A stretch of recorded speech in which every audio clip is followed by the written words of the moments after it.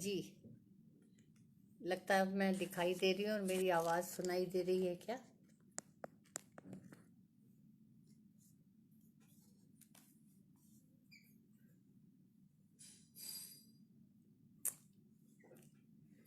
नमस्कार।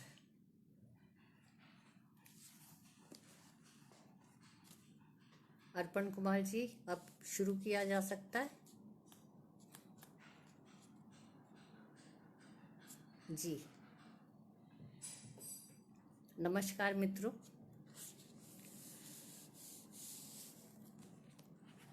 जन सुलभ पुस्तकालय का आभार कि उन्होंने अक्टूबर माह को हमारे हिंदी साहित्य के 2 अप्रतिम हस्ताक्षरों पर केंद्रित किया है। निर्मल वर्मा जी पर कार्यक्रम हो चुके हैं और अब राजेंद्र यादव जी पर यह 10वां और समापन कार्यक्रम है अक्टूबर माह का।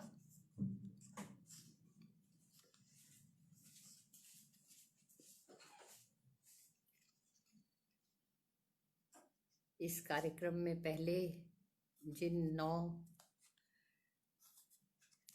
साहित्यकारों ने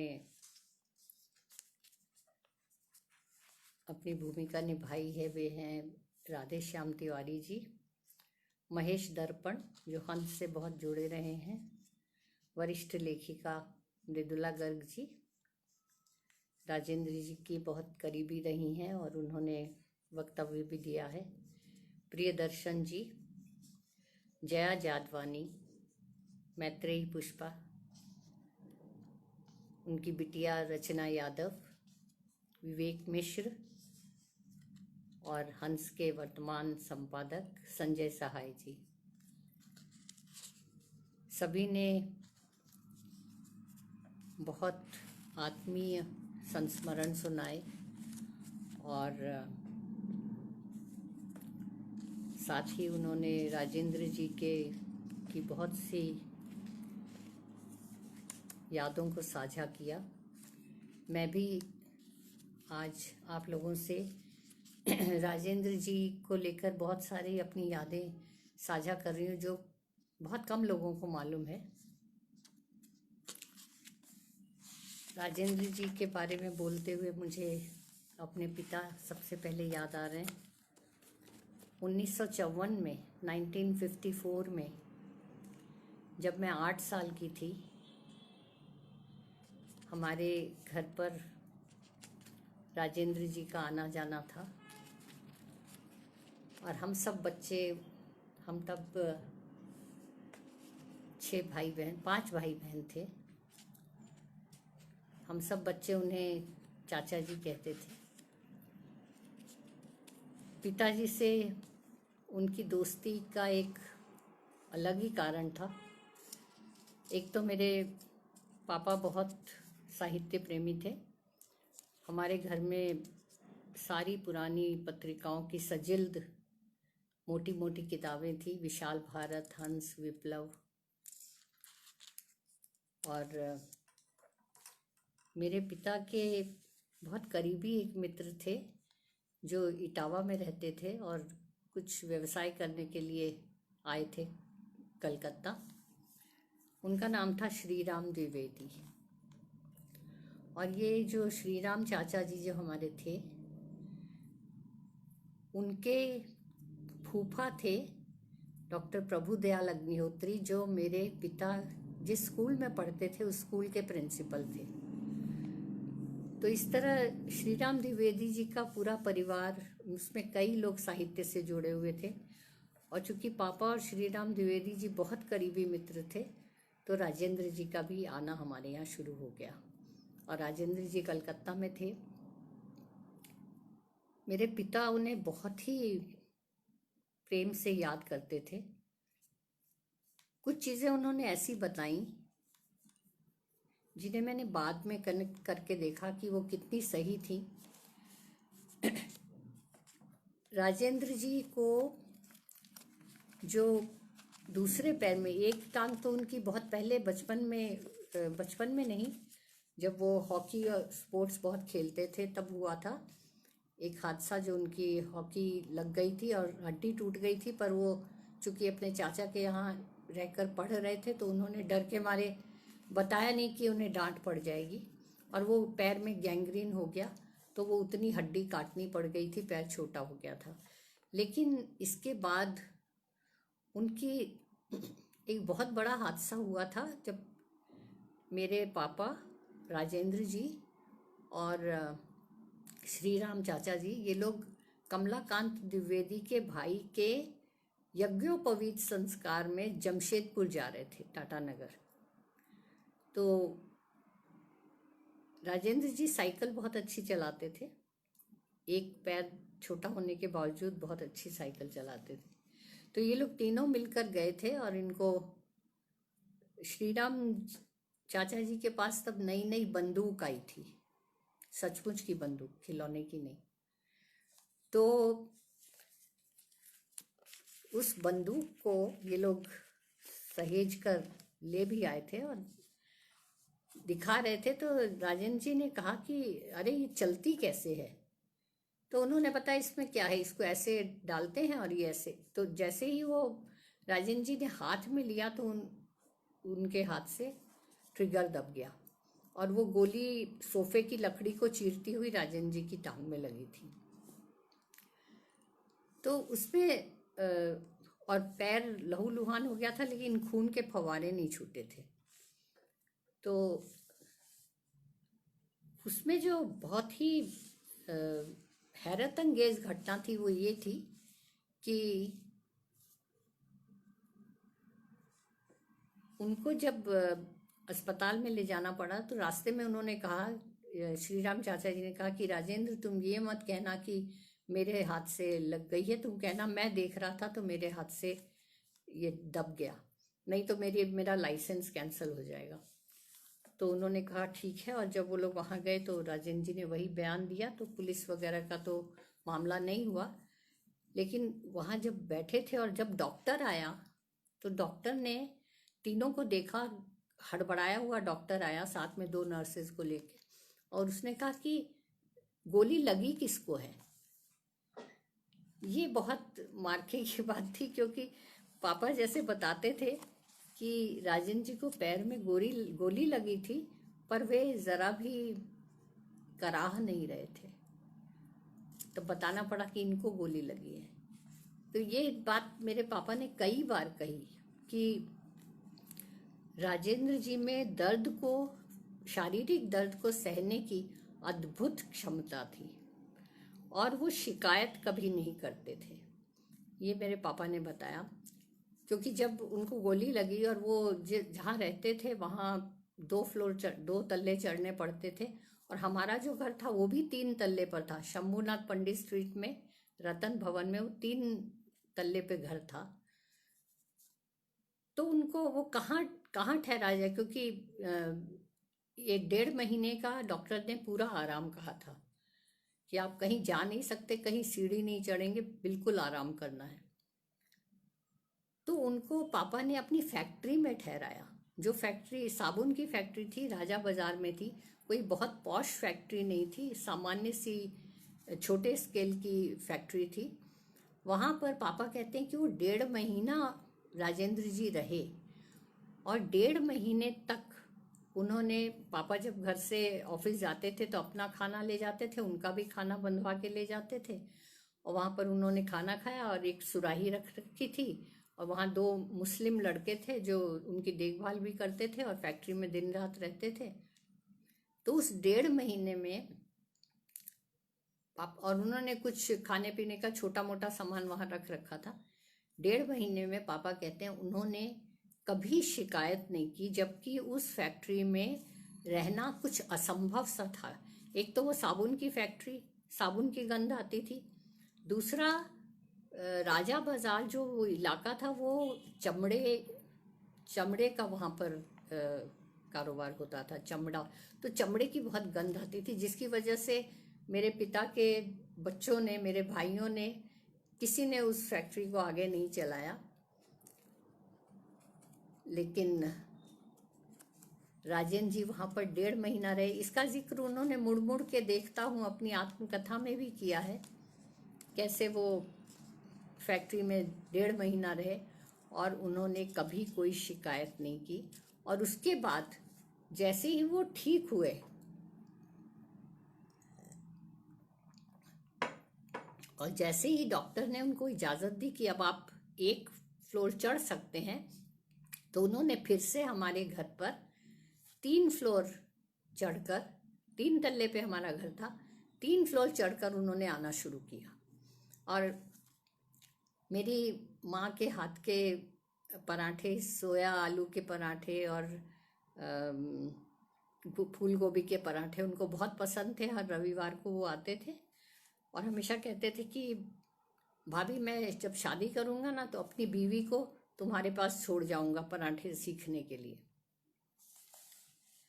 लेकिन जब उनकी शादी हो गई मन्नू जी से 1959 में, तो उसके बाद तो उनका बिल्कुल आना ही बंद हो गया। और उसके बाद फिर हमारे पिता से ज़्यादा उनकी नहीं रह गई थी, क्योंकि बहुत बड़ा तब तक बहुत बड़ा उनका संसार बन गया था, लेखकीय संसार। पर पापा हमारे हमेशा कहते थे कि ये आदमी बहुत हिम्मती है और इसको दर्द झेलने की अद्भुत क्षमता है इसमें। और पिता हमेशा कहते थे कि उसको एक शेर बहुत पसंद था जो वो हमेशा सुनाया करता था और जो वो मेरे पल्ले बांध गया, मैं उसको कभी भूला नहीं। वो ये था, खुदी को कर बुलंद इतना कि वह हर तदबीर से पहले खुदा बंदे से खुद पूछे बता तेरी रजा क्या है। ये शेर मेरे पापा ने एक संस्मरण भी लिखा है राजेंद्र जी के बारे में, और वो संस्मरण पाखी के अंक में छपा था। ये जो उनकी बात मुझे तब याद आई जब 2012 में जब मैं मन्नू जी के साथ राजेंद्र जी के घर पे गई थी। वो बीमार थे तो हम लोग वहाँ खाना खाने गए थे और राजेंद्र जी को तब कमर की पीठ में, रीढ़ की हड्डी में नीचे की तरफ लोअर बैक में बहुत तकलीफ थी, पर वो कभी कराहते नहीं थे। जब उनको बहुत अझेल हो जाता था दर्द तो वो एक टैबलेट खा लेते थे, पर कभी शिकायत नहीं करते थे। तो ये उनका जीवट मुझे तब याद आता था जब 2012 में कि कब 60 साल पहले मेरे पिता ने बताया था कि कैसे ये गोली लगने के बाद भी ये आदमी एक बार कराहा नहीं था। तो ये राजेंद्र जी के जीवट की मिसाल देनी पड़ती है। ये तो मेरा पहला फेज था जो राजेंद्र जी से परिचय का। दूसरा फेज था जब मैं उन्हें लेखक के तौर पे जानती थी और मैंने भी लिखना शुरू कर दिया था और मुझे कभी कभी सलाह भी देते थे। एक बार उन्होंने कहा था, ये आ कहानी का दुम छल्ला रह गया है, अब उसको छोड़ के निकल आओ, कहानी लिखना बंद करो। मैंने कहा मुझे तो पता ही नहीं कहानी क्या है और ये दूसरी कहानी क्या है। हम तो ऐसे ही जो देखते हैं, जो पढ़ते हैं, जो अच्छा लगता है वैसा लिखते हैं। लेकिन वो समझाते थे और मेरे पापा तो उनके उपन्यास मेरे सिरहाने रख देते थे। मैं कुछ एक अरसा मैं काफ़ी बीमार रही थी तो वो मेरे सिरहाने प्रेत बोलते हैं उसकी प्रति जो राजेंद्र जी ने पापा को हस्ताक्षर करके दी हुई थी, तो वो छोड़ जाते थे कि ये उखड़े हुए लोग कि इसको पढ़ो। मैं नहीं पढ़ती थी, मुझे वो अच्छी नहीं लगती थी, तो मैं तो गुनाहों का देवता पढ़ती थी और खूब रोया करती थी। तो जब पापा आते थे तो मैं गुनाहों का देवता छुपाकर और वो हाथ में ले लेती थी राजेंद्र जी का उपन्यास।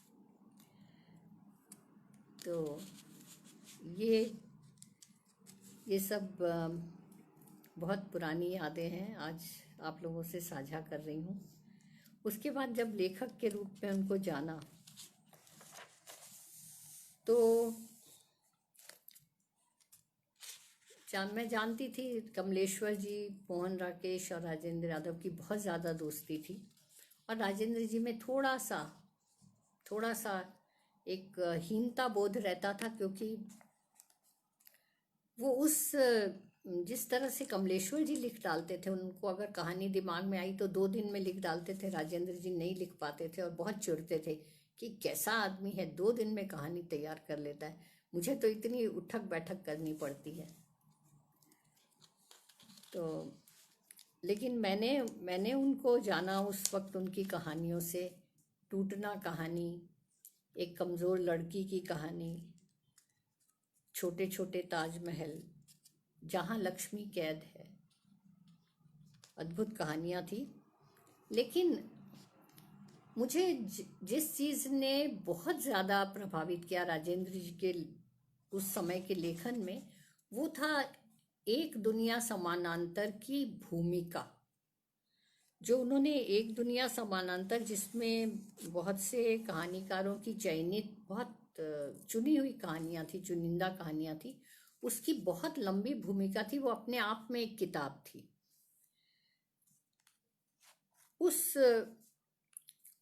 उस भूमिका को आप लोग सब जो हिंदी साहित्य के इतिहास से वाकिफ होना चाहते हैं, थोड़ा सा कहानियों के संसार से, तो एक दुनिया समानांतर की भूमिका ज़रूर पढ़नी चाहिए आपको। मेरा तीसरा जो फेज था राजेंद्र जी से परिचय का, वो था 1994 के बाद। 1994 में मन्नू जी राजेंद्र जी से अलग हो गई थी, और पहली बार मुझे मन्नू जी ने खुद ही बताया था। वो बम्बई आई थी और मेरे घर पर भी ठहरी थी, तो उन्होंने मुझे ये सब खुलासा किया था, और मुझे बहुत बहुत बड़ा धक्का लगा था, क्योंकि जिन राजेंद्र जी को मैं बचपन से जानती थी, जिनके लिए कभी कोई व्यक्ति अगर एक तो गलत तरह के कमेंट कर जाता था तो मैं उनसे लड़ पड़ती थी कि आप लोग मोहन राकेश और कमलेश्वर जी के लिए ये कह सकते हैं, क्योंकि उनके बारे में कई खुलासे हो चुके थे, पर राजेंद्र जी के बारे में ऐसा मत कहिए, ऐसा कुछ नहीं है। लेकिन जब मन्नू जी ने बताया तो मुझे बहुत ज़बरदस्त सदमा पहुंचा था, और उसकी वजह से मैं मन्नू जी के बहुत करीब हो गई थी, और लगभग विलेन बन गए थे मेरे लिए राजेंद्र जी, इसमें कोई शक नहीं है। मैं बहुत बहुत ज़्यादा, क्योंकि उन दिनों मैं हेल्प से भी जुड़ी थी, और मुझे महिलाओं की बहुत तकलीफ़ देती थी। तो मन्नू जी का जब मैंने ज़िंदगी के कुछ व्यक्तिगत राज सुने, तो मैं राजेंद्र जी के साथ फिर सहज नहीं हो पाई। बहुत ही हमारे औपचारिक रिश्ते रह गए थे। लेकिन 1994 से लेकर 2013 तक, मतलब उनके जाने तक, राजेंद्र जी ने मुझ जैसी दुश्मन को जैसे साधा, वो अपने आप में एक बहुत बड़ी मिसाल है। उन्होंने कभी मुझे दुश्मनी मोल नहीं लेने दी उनसे, और काफ़ी उन्होंने अपनी तरफ से हमेशा ये कोशिश की कि मैं उनके प्रति बहुत से पूर्वाग्रह न पालूं, और हमारी जो मित्रता बनी रही, मैं जो इतना कुछ उनके खिलाफ लिख पाई, मैंने 4 लंबे लंबे खुले पत्र लिखे जो कथा देश में छपे, जो हंस में उन्होंने खुद छापे, जबकि मैंने उन्हें छापने के लिए नहीं भेजा था, मैंने उन्हें सिर्फ पढ़ने के लिए भेजा था कि आपने ये जो लिखा है इसके बारे में मेरी प्रतिक्रिया ये है। मुझे बिल्कुल नहीं लगा था कि वो उसको छाप देंगे, पर उन्होंने वो पत्र हंस में छापे। मेरे ख्याल से हिंदी साहित्य में ये एक बड़ी मिसाल है कि राजेंद्र जी ने जिस तरह अपनी पत्रिका में हंस में असहमति के स्वर को जगह दी, सिर्फ मेरे ही नहीं, सबके। एक और सज्जन थे, जोधपुर में थे, हसन जमाल, जो बहुत तीखे पत्र लिखते थे राजेंद्र जी को, बहुत तीखे, और राजेंद्र जी ने उनके सब पत्र छापे। तो हंस, राजेंद्र यादव जी के समय का हंस इसलिए कभी भी भुलाया नहीं जा सकेगा कि वो हर तरह के विचार को, हर तरह की असहमति को अपनी पत्रिका में जगह देते थे। और उनकी जिंदा दिली की तो मिसाल आप लोग सुन ही चुके हैं, बहुत लोगों से सुना होगा कि वो हंस का जो दफ्तर था वो बिल्कुल हमेशा गुलजार रहता था ठहाकों से। एक बात मुझे याद आती है मित्रों, जैसे गृहिणियों के लिए मैं कहती हूँ कि किसी महिला के बारे में अगर जानना हो सचमुच कि वो कैसी है, तो उसके घर में काम करने वाली उसकी सहायिकाओं से पूछो, जो उनके घर में बाइयाँ काम करती हैं, उनसे पूछो कि वो महिला कैसी है। यही बात पुरुषों के लिए भी है। जो पुरुष एक मुकाम हासिल कर लेते हैं, जिनके नीचे एक जमात काम करती है, वो अपने कार्यालय में अपने साथ काम करने वालों के प्रति कैसे हैं, इससे समझा जा सकता है कि वो व्यक्ति कैसा होगा। तो राजेंद्र जी ने हंस के दफ्तर में जो लोग काम करते थे, वीना उनियाल, हारिस महमूद, दुर्गा प्रसाद, किशन तो उनका पीर बावर्ची घर था, पीर बावर्ची भिश्ती सब था। तो इन सब को उन्होंने जैसे बांध रखा था, वो अपने आप में एक अच्छे इंसान होने की अद्भुत मिसाल है।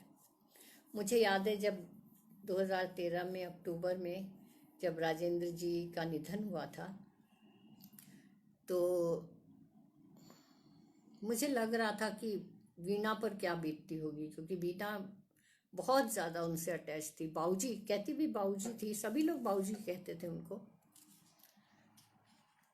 तो वीणा से जब मैंने बात की थी, तो जिस तरह फूट फूट कर रोई थी, वो मैं आज तक भूल नहीं पाती।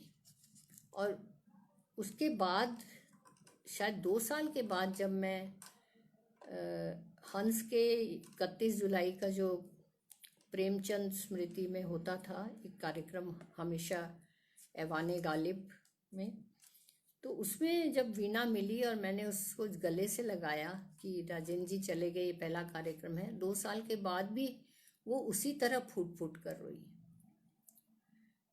तो राजेंद्र जी ने पूरे हंस में काम करने वाले लोगों को इतना अपनापा, इतना इतना आत्मीय माहौल दिया था कि हाँ, सुनीता जी, हारिस और वीना उनियाल ही नहीं, दुर्गा प्रसाद भी और किशन भी, सब लोग अभी भी वहीं काम कर रहे हैं। और मुझे बहुत खुशी है, अभी 28 अक्टूबर को जब मैंने रचना का वक्तव्य सुना, तो रचना ने उनकी विरासत को बहुत अच्छी तरह संभाला है, रचना ने। और संजय सहाय जी संपादन का पक्ष देखते हैं और वो मार्केटिंग का देखती हैं, मैनेजमेंट करती हैं, पर उन्होंने इन सब लोगों को बहुत, जैसे राजेंद्र जी ने इन लोगों के साथ अपना परिवार एक उनका बना हुआ था, वैसे ही रचना जी ने भी इस परिवार को टूटने नहीं दिया और उसको बहुत अच्छी तरह चला रही हैं। और मुझे बहुत अच्छा लगा जब रचना ने ये बताया कि मैं उनको लेखक के रूप में तब डिस्कवर कर पाई जब वो लिखना बंद कर चुके थे और संपादन कर रहे थे, और जब तक पिता के रूप में एक्सप्लोर करती तो वो चले गए थे।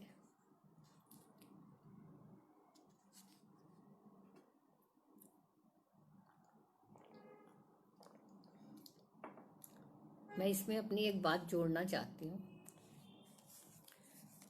कि मैं उनको हमेशा एक दुश्मन की तरह, एक, खैर उनमें थी बहुत सी, देखिए कोई भी व्यक्ति बिल्कुल ब्लैक एंड वाइट नहीं होता है। ये नहीं कि उनमें एकदम इतने बुरे गुण थे और एक तरफ ये बहुत अच्छे थे, ऐसा नहीं होता। ग्रे शेड्स भी होते हैं। लेकिन मुझे ये लगता है कि मैं उनसे जितना एक तरफा लड़ती रही, मैं दिल्ली जाकर कभी उन्हें फ़ोन नहीं करती थी कि मैं आई हुई हूँ। लेकिन उन्हें जैसे ही पता चलता था तो वो कभी अर्चना वर्मा को, कभी लता शर्मा जो अगर दिल्ली आई हुई होती थी, उनको कहते थे कि सुधा को लेकर आओ, गाड़ी से लेकर आओ, वो अकेली नहीं आएगी, मुझे मालूम है। और फिर घर पर बुलाते थे। बल्कि मन्नू जी से जब कहते थे तो मन्नू जी कहती थी जब सुधा आएगी तब मैं आऊँगी। तो हम लोग दोनों, मन्नू जी और मैं, उनके घर पर खाना खाने जाते थे। तो मुझे लगता है कि उनके जाने के बाद मैंने एक्सप्लोर किया कि वो कितने तमाम खामियों और कमियों के बावजूद वो कितने अच्छे इंसान थे। मैंने उनके सामने कभी उनकी तारीफ नहीं की, और क्या बताऊं, बहुत सारे अफसोस रह जाते हैं। मैंने ये सब, लेकिन ये हौसला, ये हिम्मत सब उन्हीं की दी हुई थी। वो हर एक महिला लेखिका जो उनके संपर्क में आती थी, वो उनको उसको सही दिशा देते थे, नाराज कभी नहीं होते थे। तो एक बार क्या हुआ था, मैंने उनसे कहा, कोई बात हुई कमलेश्वर जी को लेकर, तो मैंने कहा देखिए कमलेश्वर जी पर 2007 में संस्मरण लिखा था। 2007 में कमलेश्वर जी का निधन हुआ था। तो मैंने कहा उन पर एक संस्मरण लिखा था, और उन्होंने छापा नहीं, क्योंकि उन्होंने कहा कि इसमें तो बहुत कमलेश्वर जी के नेगेटिव पक्ष के बारे में बहुत है। तो राजन जी एकदम उछल पड़े, अरे नेगेटिव है, मुझे तो, मैं छापता हूँ हंस में। मैंने कहा ठीक है आप लीजिए। तो उनको मैंने जब दिया संस्मरण, तो कहने लगे अरे इसको क्या छापेंगे, ये तो तुम उसको बचा ले गई हो, तुमने कुछ लिखा ही नहीं उसके बारे में। तो मैंने कहा क्या करती, तो जो जो मुझे ठीक लगा वही लिखा ना। हर एक आदमी के ग्रे शेड्स को भी देखना चाहिए। उसको हम कैसे, एक व्यक्ति को पूरे पूरे ब्लैक शेड में कैसे डाल सकते हैं, जबकि कोई भी व्यक्ति ऐसा होता नहीं है।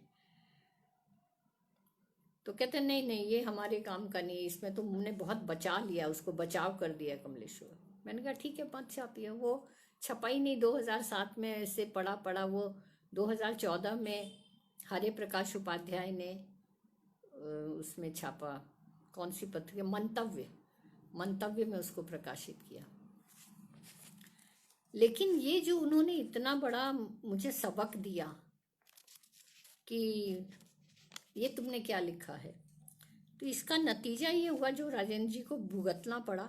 बहुत ज़बरदस्त उनको झटका भी लगा था तब पहली बार, जब पाखी पत्रिका ने उनको शब्द साधक सम्मान दिया, और पाखी पत्रिका उन पर एक विशेषांक निकालने जा रही थी, पूरा अंक।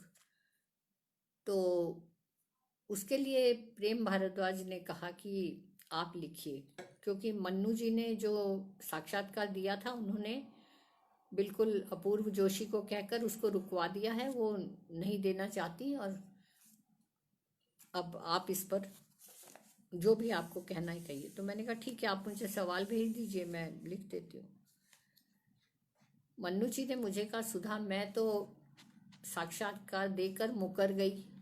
मैंने कहा कि मुझे नहीं देना है, लेकिन तुम जो भी लिख सकती हो, जो भी, मुझे कोई तुम पर बंदिश नहीं लगानी, तुम सब कुछ लिखो, जितना जो सच है वो लिखो। तो मैंने बहुत लंबा वक्तव्य लिखा था उसको। इतने 1.5 महीना मैंने इस तरह से लिखा था कि मुझे फ्रोजन शोल्डर हो गया था, जो 8 महीने तक फ्रोजन शोल्डर बना रहा। इतने मैंने लिखा डूबकर। और प्रेम भारद्वाज बहुत डेयरिंग एडिटर थे, बहुत डेयरिंग संपादक थे। उन्होंने उसको बिल्कुल वैसा ही छाप दिया, और उसमें मैंने कोई चीज़ छोड़ी नहीं थी। वो इसलिए नहीं छोड़ी थी कि मैं जो लिख रही हूँ, अगर उसमें कुछ भी झूठ है तो राजेंद्र जी आप जिंदा हैं, आप उसको काटिए, मेरी बात को नकारिए, कहिए कि मैंने गलत लिखा है। उसमें उनकी अच्छाइयाँ भी थी, अच्छाइयाँ कम थी, नेगेटिव ज़्यादा था। पर मैं चाहती थी कि अब मैं जिसके बारे में भी लिखूंगी उसके जीते जी लिखूंगी। इतनी हिम्मत होनी चाहिए कि आप उसके जीते जी लिख सके जो आपके मन में है। और ये बात मुझे राजेंद्र जी ने ही एक सलीके से समझा दी थी। तो प्रेम भारद्वाज ने पूरा का पूरा वैसे ही छाप दिया, और उसको उसके छपने के बाद मेरे पास राजेंद्र जी के जो करीबी मित्र थे उनकी गालियों की बौछारें शुरू हो गई, बिल्कुल, कि ये सब आपने क्या लिखा है। पर मुझे लगा कि राजेंद्र जी कैसे इसको ले पाएंगे पता नहीं। राजेंद्र जी ने मुझसे बात नहीं की, मैं उनके मित्रों की गालियां सुनती रही। कुछ पत्र पाखी में भी छपे थे।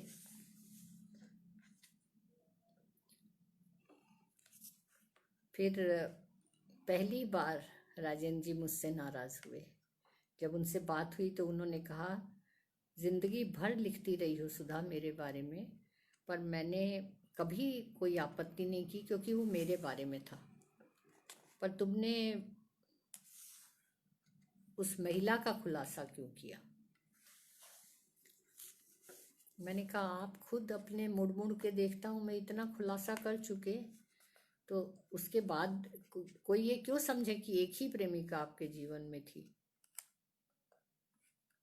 तो उनको खैर बुरा लगा था, और उन्होंने फ़ोन, पहली बार ऐसा हुआ था इतने सालों में कि पहली बार उन्होंने फ़ोन काट दिया।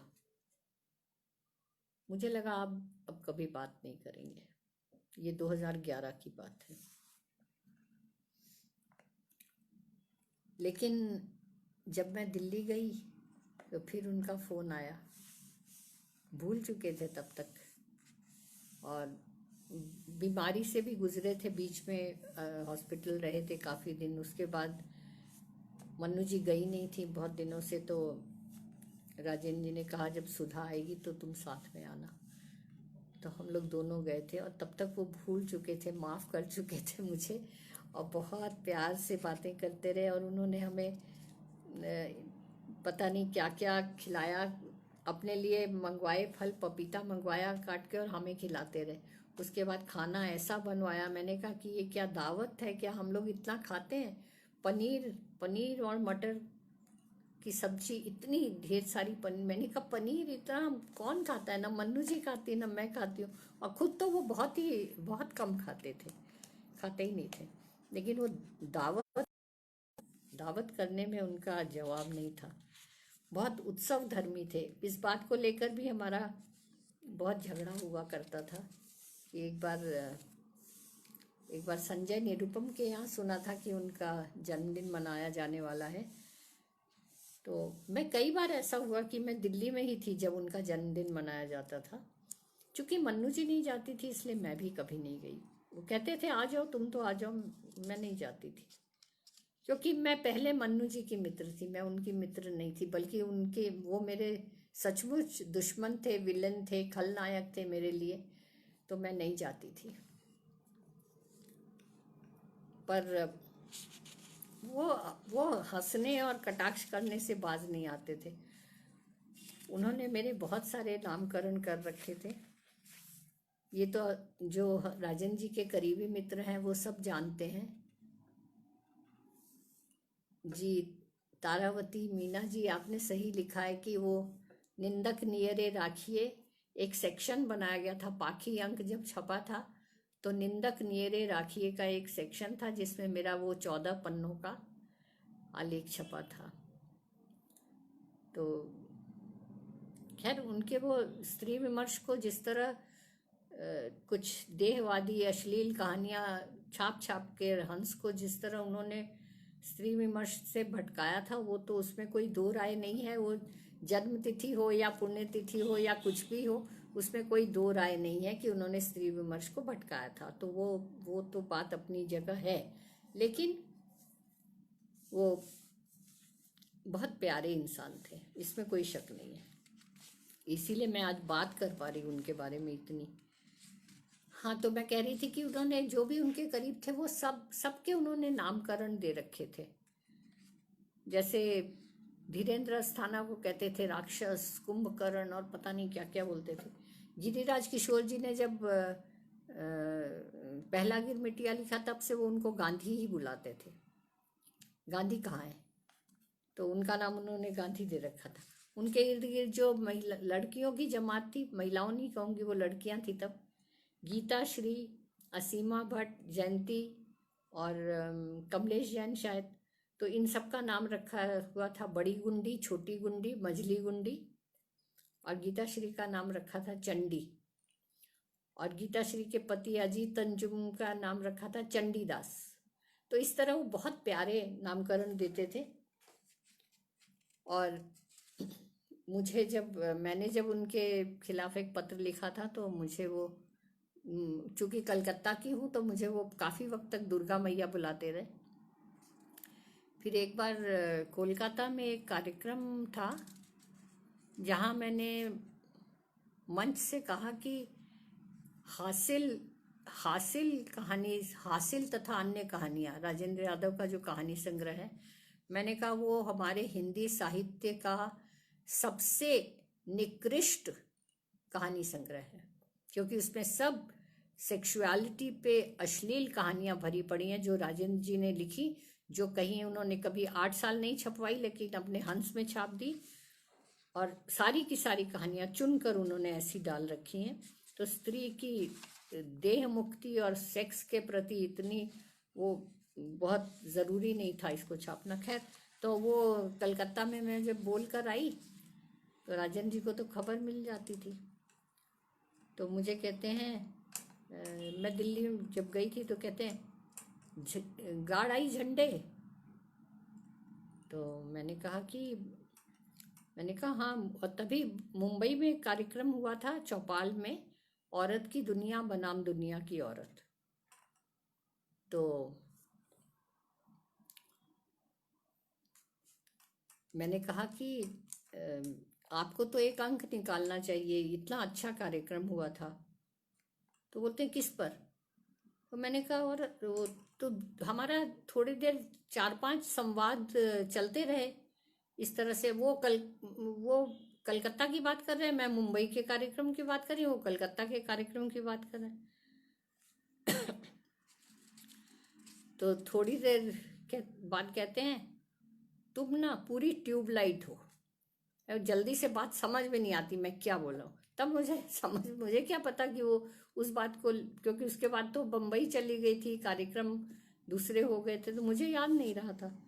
खैर, तो उन्होंने मेरा नाम फिर ट्यूबलाइट दिया और कई सालों तक मुझे ट्यूबलाइट बुलाते रहे। 2010 में फिर क्या हुआ, 2010 नहीं, उसके पहले तो कुछ वो होना सोना खूबसूरत दुश्मन के साथ वो लिखा था, तो मुझे उन्होंने करवा चौथी औरत और साध्वी सुधा का नाम दे दिया। तो साध्वी जी, मनु जी को कहते साध्वी आई हुई है, तो बहुत दिनों तक मैं साध्वी बनी रही। फिर उसके बाद 2010 की बात बता रही हूँ आपको। 2010 में मैनेजर पांडे ने मन्नू जी की किताब एक कहानी यह भी पर बड़ी अच्छी सी समीक्षा लिखी, लेकिन उसके उसके अंत में उन्होंने 2 पैराग्राफ इतने आपत्तिजनक लिखे कि वो पढ़ के मेरा तो खून खौल गया, और मैंने उनको 3 पन्नों का एक लंबा पत्र लिखा। तो वो पत्र मैंने भेजा राजेंद्र जी को। मार्च में मैनेजर पांडे का वो लेख छपा था, मनु जी की किताब पर समीक्षा, और मैंने मार्च के अंत में ही उनको भेज दिया। लेकिन अप्रैल में वो नहीं छपा, मई में नहीं छपा, जून में नहीं छपा, जुलाई में मैंने कहा कि आप छाप क्यों नहीं रहे पत्र को, उसमें क्या है गड़बड़? बोले नहीं नहीं ठीक नहीं है। मैंने कहा ठीक कैसे नहीं है? आप ठीक है, आप मत छापिए, मैं ये लिख दूंगी कि कथा देश में ये पत्र छपवाती हूँ और कहती हूँ कि राजेंद्र जी ने हंस में नहीं छापा। अब राजेंद्र जी ये कैसे बर्दाश्त करें, क्योंकि वो तो इतनी असहमतियां छापते रहे थे, और ये पत्र तो उनके बारे में भी नहीं था, ये तो मैनेजर पांडे जी के बारे में लिखा हुआ था। तो खैर उन्होंने वो पत्र छापा।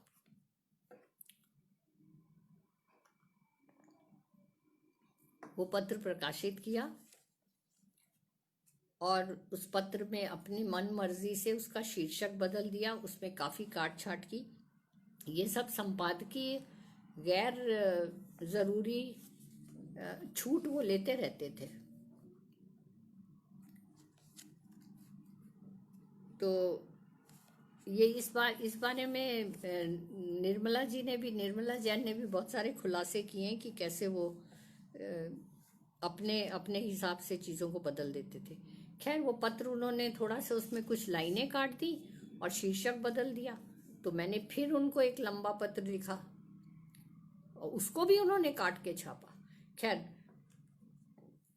दस्तावेज की तरह वो दोनों पत्र मौजूद हैं, एक तो छप चुका है, दूसरा फिर छपेगा। तो ये सब थोड़ी खुराफाती दिमाग तो उनका था, खुराफाते वो करते रहते थे।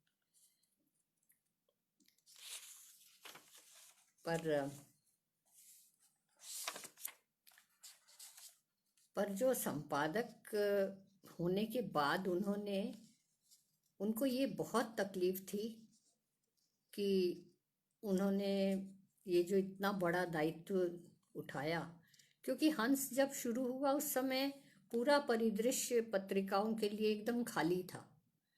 पत्रिकाएं थी नहीं, धर्मयुग बंद हो चुकी थी, सारिका बंद हो चुकी थी, कहानी पत्रिका जो श्रीपत राय निकालते थे वो नहीं थी, अमृत राय जो नई कहानियां निकालते थे वो भी नहीं थी, दिनमान नहीं थी, कोई पत्रिका नहीं थी, पूरा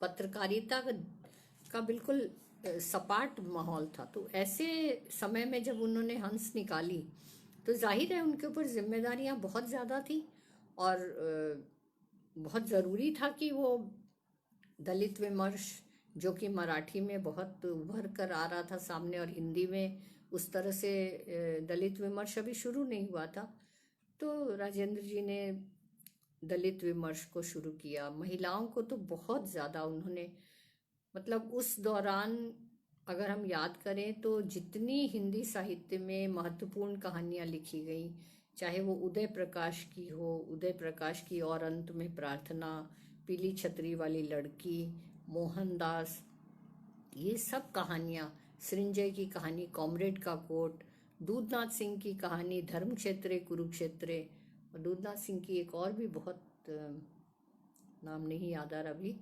बहुत अच्छी कहानियाँ, बहुत सशक्त कहानियाँ, मील का पत्थर कहानियाँ, ये सब हंस में छपी थी।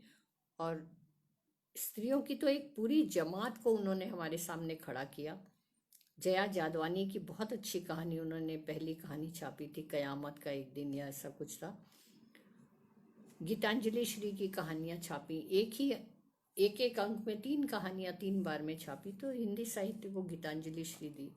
मैत्रेयी पुष्पा की बहुत सारी रचनाएं छापी, हालांकि शुरू में बहुत मेहनत उस पर करनी पड़ी उनको पहली कहानी छपवाने के लिए, जैसा मैं सुन रही थी उनके वक्तव्य में, पर उन्होंने ये सब बहुत कुछ किया। और मन्नू जी को भी वो हमेशा प्रेरित करते रहे लिखने के लिए, चाहे उसके कारण इतर कारण भी थे, लेकिन जब वो लिखती थी तो उनकी सारी कहानियों के बहुत अच्छे शीर्षक राजेंद्र जी दिया करते थे।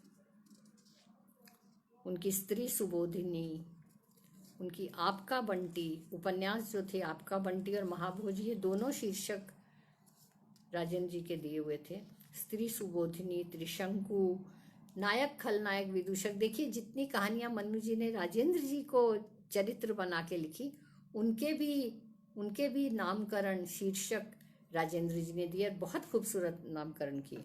लेकिन बहुत ज़रूरी बात है कि आखिर वो भगवान तो नहीं थे, इंसान थे। तो जब मन्नू जी ने एक कहानी यह भी लिखी, तो उन्होंने बहुत टेंटेटिव सा शीर्षक दिया था, एक कहानी यह भी।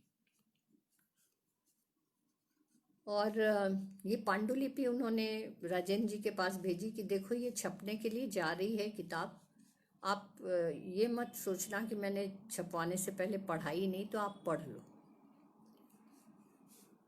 तो पढ़कर राजेंद्र जी जाहिर है आहत हुए, क्योंकि पुरुष स्त्रियों से तो उम्मीद नहीं करता ना कि वो मुंह खोलेंगी, चाहे वो मन्नू भंडारी ही क्यों ना हो। वो आपका बंटी लिख लें ठीक है, महाभोज लिख लें ठीक है, पर एक कहानी यह भी में भी वो उन्होंने लिखा ही नहीं, 80% नहीं लिखा। लेकिन जो लिखा वो राजेंद्र जी के लिखने के जवाब में लिखा। राजेंद्र जी ने तद्भव में जब लिखा था, मुड़ मुड़ के देखता हूँ, तो मन्नू जी को वो पढ़कर वो इतनी आहत हुई कि उन्होंने तद्भव में ही लिखा, और अखिलेश ने लिखवाया कि उसका शीर्षक दिया था, देखा तो इसे भी देखते। मुड़ मुड़ के देखता हूँ, जब इतनी चीजें देख रहे हो तो इसे भी देख लेते। और उन्होंने सारी सच्ची बातें उसमें लिख दी, देखा तो इसे भी देखते। अब वो तो लिखा तो तद्भव में छप गया ठीक था, लेकिन इस किताब में उन्होंने पूरक प्रसंग की तरह उसको शामिल कर लिया। जो पूरी किताब पूरी अपनी आत्मकथा, वो नहीं कहती कि आत्मकथा है, वो कहती मेरी लेखकी यात्रा है, क्योंकि लिखा ही नहीं उन्होंने, 80% नहीं लिखा। लेकिन जब उस किताब में उन्होंने पूरक प्रसंग को जोड़ दिया, तो राजेंद्र जी को बहुत तकलीफ हुई कि ये क्यों लिखा। तो मैं मन्नू जी को बहुत कह रही थी कि ये किताब बहुत अच्छी है, लेकिन इसका शीर्षक बदलिए, इसका कुछ अच्छा सा शीर्षक दीजिए। उन्होंने कहा मैंने राजेंद्र को दे दिया है, देखो क्या कहते हैं। राजेंद्र जी ने इसका शीर्षक नहीं दिया, बोले ठीक है जो तुमने लिखा है ठीक है छपवाओ। और वो कैसे कहते, लेखक हैं, कैसे कह सकते हैं अपनी लेखिका पत्नी से कि मत छपवाओ, वो तो कह नहीं सकते थे। तो लेकिन उन्होंने अपना उसमें योगदान, पहली बार मन्नू जी की आत्मकथा में शीर्षक देने में उनका कोई योगदान नहीं था। उनको फिर उसका शीर्षक वही गया, एक कहानी यह भी। तो ये सब बहुत सारी चीज़ें हैं, इसके लिए वक्त बहुत चाहिए, संस्मरण सब सुनाने के लिए। पर इसके साथ ये भी सच है कि जब राजेंद्र जी मन्नू जी से अलग हो गए, तो उसके बाद उनके संवाद, उनकी बातचीत, उनके कंसर्न मन्नू जी के प्रति ज़्यादा बढ़ गए थे। मन्नू जी भी कहती थी कि सुधा आजकल इतना ख्याल रखते हैं मेरा, हर हफ्ते फ़ोन करते हैं। जैसे ही वो अलग हुए उसके बाद, पहले तो वो कई महीनों तक यही सोचते रहे कि जैसे अब तक ये थोड़ा तात्कालिक चल रहा था वैसा ही चलेगा, लेकिन जब वो लंबा खिंच गया तो भी उन्होंने मन्नू जी से संपर्क कभी नहीं तोड़ा। ये उनकी एक खास बात थी कि वो कभी भी दुश्मनों से संपर्क नहीं तोड़ते थे, तो अपनी पत्नी से, जिसके बारे में तो उन्हें अंदर ही अंदर तो पता था, ऊपर से चाहे कुछ भी साक्षात्कारों में कुछ भी बोल देते थे, कहीं कुछ कुछ का कुछ, मन्नू जी आहत होती रहती थी, लेकिन अंदर से उनको पता था कि, और वो कहते थे कि हाँ फ्यूडल तो मैं भी हूँ, एक फ्यूडल पति तो मेरे भीतर भी है। ये वो स्वीकार करते थे कि मैं फ्यूडल हूँ, मुझ में फ्यूडल संस्कार हैं।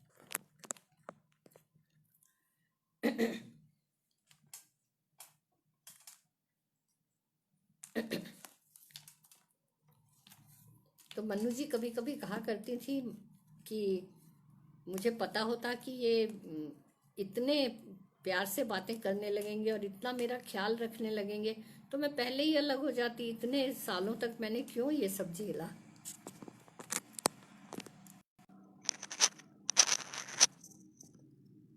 कुछ लोग कह रहे हैं कि आवाज़ धीमी आ रही है, तो मैं अब आवाज़ ठीक आ रही है? जी जी, ज्योति चावला कह रही है मन्नू जी के साथ लंबा समय बिताया है मैंने भी। तो ऐसा नहीं है कि अलग होने के बाद दोनों का इक्वेशन बिगड़ गया था, ऐसा बिल्कुल नहीं है। मन्नू जी बीमार होती थी तो राजेंद्र जी देखने आते थे, और राजेंद्र जी जब जब बीमार हुए तो हाँ, मन्नू जी दुखी रहकर भी कभी तलाक नहीं ले पाई। सही बात है, वो संभव भी नहीं था, राजेंद्र जी भी चाहते भी नहीं थे। खैर, मुझे लगता है ये व्यक्तिगत बातें मुझे अब इतनी नहीं करनी चाहिए। उसके बारे में मुझे एक किताब लिखनी है, वो मैं लिखूँगी जब, तो बहुत सारी चीज़ों के बारे में लिखूँगी। अभी फ़िलहाल मैं इतना ही कहूँगी कि राजेंद्र जी ने हंस को हिंदी साहित्य के पटल पर लाकर बहुत बहुत बड़ा काम किया, और इस संपादन के काम ने उनकी सृजनात्मकता, इसका बोझ इतना ज़्यादा पड़ा उन पर कि उनकी सृजनात्मकता को इसका बोझ उठाना पड़ा, दब गई। और राजेंद्र जी को ये काफ़ी तकलीफ़ थी कि मैं कहानियाँ उपन्यास नहीं लिख पा रहा हूँ, पर उसकी भरपाई जो की संपादकीय लिखकर, वो आज दस्तावेज हैं हिंदी साहित्य में। इतने ऐसी आक्रामक भाषा, ऐसा तीखा तेवर, मुझे नहीं लगता कि हम कहीं और, आज तो बहुत लिखा जा रहा है, लेकिन एक ही मंच से लगातार इतने तीखे तेवर के संपादकीय, ये राजेंद्र जी की कलम की तुर्शी थी। और मैं सोचती हूँ, मुझे पता नहीं कैसे आप लोगों से कुछ कमेंट मिलते गए और मैं इस बारे में बोलती चली गई, जबकि मुझे नहीं बोलना था। मुझे सिर्फ व्यक्तिगत बातों पर नहीं जाना था, पर थोड़ा सा चली गई, कोई बात नहीं। मैं अब जब बात आई है राजेंद्र जी के संपादकीय के बारे में, तो मैं आपको उनका निधन 2013 में हुआ, और उन्होंने जून 2012 के अंक में जो संपादकीय लिखा था हंस में, वो मैं थोड़ा सा अंश उसका पढ़कर सुनाना चाहती हूँ।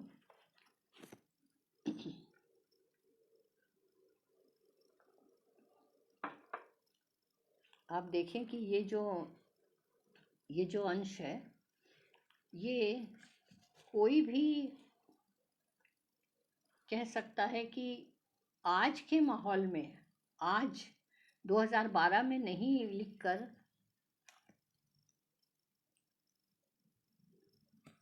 अगर आज लिखा गया होता तो उन पर कितने प्रहार होते।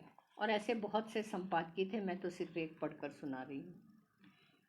इस संपादकीय का शीर्षक है आध्यात्मिक शौचालयों के रखवाले। और मुझे लगता है राजेंद्र जी ने हंस के जितने संपादकीय लिखे, उसमें सबसे तीखा प्रहार उन्होंने हिंदू धर्म पर किया है, धार्मिक कर्म कांडों पे किया है, साधु संतों के मुखौटों पे किया, आडंबर पे किया, धार्मिक आडंबर पर उन्होंने बहुत लिखा है। तो ये मैं एक पढ़कर सुना रही हूँ आपको, बीच में से पढ़ रही हूँ, अगर थोड़ा डिस्कनेक्ट लगे तो देखिएगा, लेकिन थोड़ा सा ही पढ़कर सुनाती हूँ। आध्यात्मिक शौचालयों के रखवाले। एक एक मोहल्ले में 5-10 मंदिर तो होते ही हैं अलग अलग देवी देवताओं के, और वहाँ हर तीसरे दिन कोई ना कोई आयोजन होता रहता है। हर मंदिर 1500 वर्षों का प्राचीन मंदिर होता है। आश्चर्य होता है कि इस देश में कितने भक्त और कितने भगवान हैं। इन भक्तों और भगवानों के बीच सब मिलाकर 4-6 करोड़ एजेंट तो होंगे ही। तो भगवान के नाम पर खा कमा ही नहीं रहे, बल्कि सब तरह के ऐश कर रहे हैं। सोने चांदी के सिंहासनों पर बैठते हैं और दान में करोड़ों रुपए पाते हुए भक्तों को सांसारिक मोह माया छोड़ने का आदेश देते हैं। खुद तो सोने चांदी के सिंहासनों पर बैठते हैं और भक्तों को कहते हैं सांसारिक मोह माया में मत पड़ो। भक्तों के कल्याण के मार्फत अपना खजाना भरने का यह रोजगार गली मोहल्लों से लेकर आश्रमों और दरबारों तक कई स्तरों तक फैला है। अब दिवंगत हो चुके साईं बाबा के तो न जाने कितने अनखुले कमरे और तहखाने हैं जिनमें अकूत संपत्ति भरी हुई है। अभी कुछ वर्ष पहले ही अभिषेक और ऐश्वर्या की शादी के मौके पर महानायक अमिताभ बच्चन तिरुपति से लेकर अजमेर शरीफ की दरगाह तक मत्था टेकते घूमते रहे।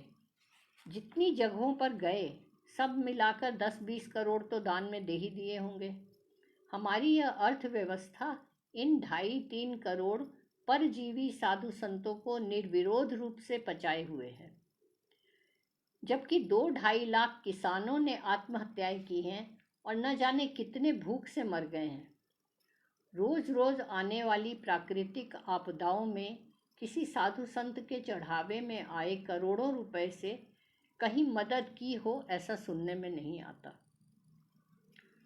आज तक ऐसा नहीं हुआ कि साधु संतों ने जो मंदिरों में इतना चढ़ावा आता है उसको देकर कोई मदद की हो, मजदूरों की या किसानों की। मैं जादूगर पीसी सरकार के साथ हुई घटना का जिक्र कई बार कर चुका हूँ। जब सत्य साईं बाबा ने उनके वास्तविक नाम से कई कोशिशों के बाद भी समय नहीं दिया, तो पीसी सरकार ने एक दूसरे नाम से अपॉइंटमेंट लिया।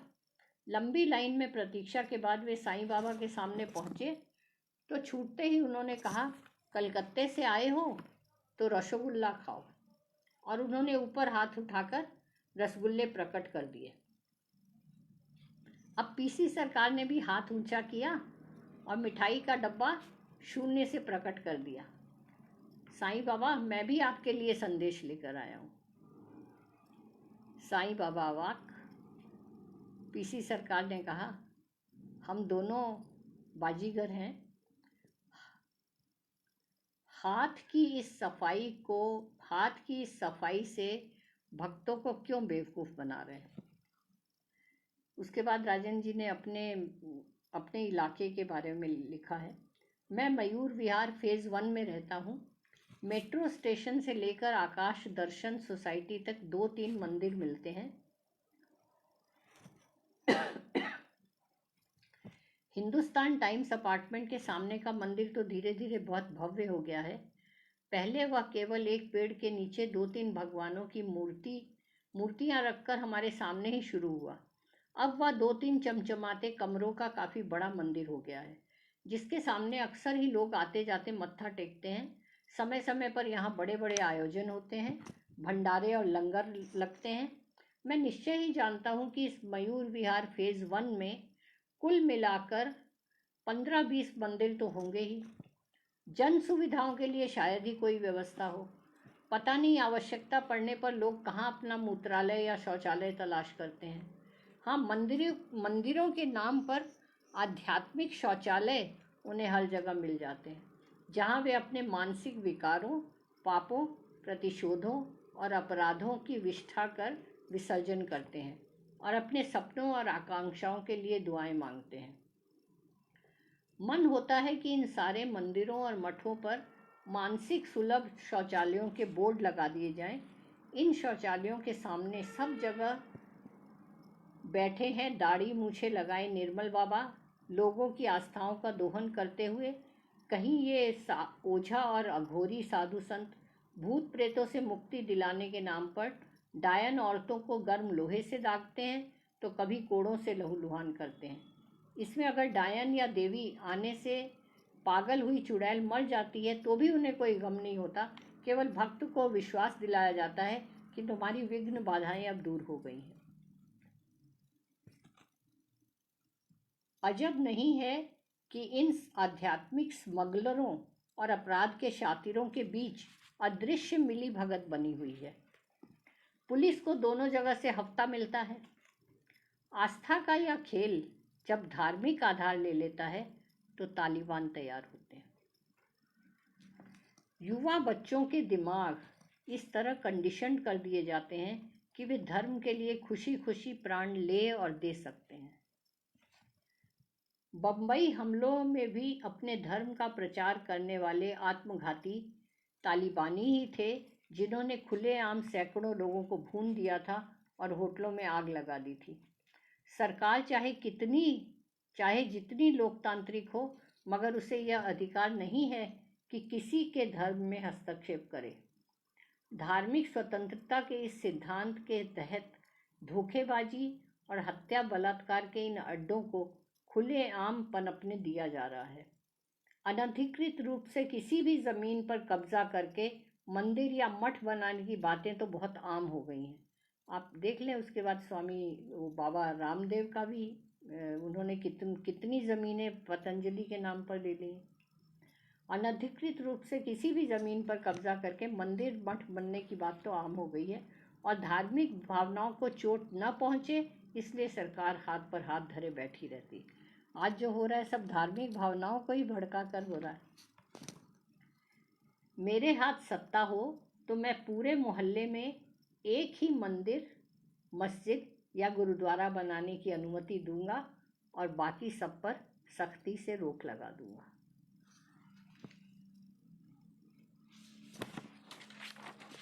बस इतना ही पढ़ती हूँ, बहुत लंबा है संपादकीय। तो मित्रों, राजेंद्र जी के ये संपादकीय मुझे लगता है अब भी फिर से हंस में दोबारा शुरू किए जाने चाहिए। जो आज के माहौल पे आज अगर वो होते तो आज तो पता नहीं कितनी आग उगलते और सबसे पहले उनको एंटी नेशनल और अर्बन नक्सल का खिताब दे दिया जाता। आज तो ज़रा सा ऐसा हाल हो गया है कि फेसबुक पर अगर आप कोई ज़रा सी भी पॉलिटिकल या जो उत्पीड़न हो रहा है दलितों के खिलाफ, उनकी ज़रा सी भी बात आप कर लें तो उस पर 50 लोग लाइक नहीं करते और आप फ़ोटो अपनी डाल दें तो 500 लोग पसंद करते हैं। इतने डरे हुए लोग क्यों हैं? आज के समय में हमें हंस की ज़्यादा ज़रूरत थी। हंस की नहीं, हंस तो है हमारे सामने, लेकिन ज़रूरत राजेंद्र जी के इन धुआंधार संपादकीयों की बहुत ज़्यादा ज़रूरत थी। तो बस मैं अपनी बात यहाँ समाप्त करती हूँ। बहुत कुछ कहना रह गया है जो मुझे बोलना था, लेकिन समय और अब गला भी इजाज़त नहीं दे रहा है। तो शायद 1 घंटा हो भी गया। इससे ज़्यादा अब इस उम्र में इससे ज़्यादा बोलना संभव नहीं होता। तो मित्रों, बहुत जो लोग हमारे साथ जुड़े, बहुत अच्छा लगा। आप लोग हमारे साथ जुड़े और हमने राजेंद्र जी को सामूहिक रूप से याद किया, इस पूरे महीने याद किया।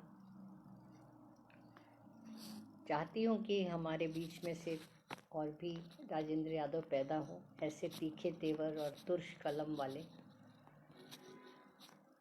बहुत बहुत धन्यवाद आप सबका। आप लोग जुड़े, आपने सुना, शुक्रिया, आभार। अर्पण कुमार जी, आप लोगों के मैं देख रही हूँ कोई सवाल नहीं है, इसलिए बात समाप्त करती हूँ। नमस्कार आप सबको। शुक्रिया सुनीता जी, जयश्री जी, मीता दास, बहुत शुक्रिया जी। आज तो हम लोग सब अर्बन नक्सल हैं, जो थोड़ा भी मुंह खोलते हैं तो हमें अर्बन नक्सल कह दिया जाता है। क्या किया जाए? ठीक है, ये समय भी बदलेगा, ये हमेशा रहने वाला समय नहीं है, ये बदलेगा और बहुत जल्द बदलेगा।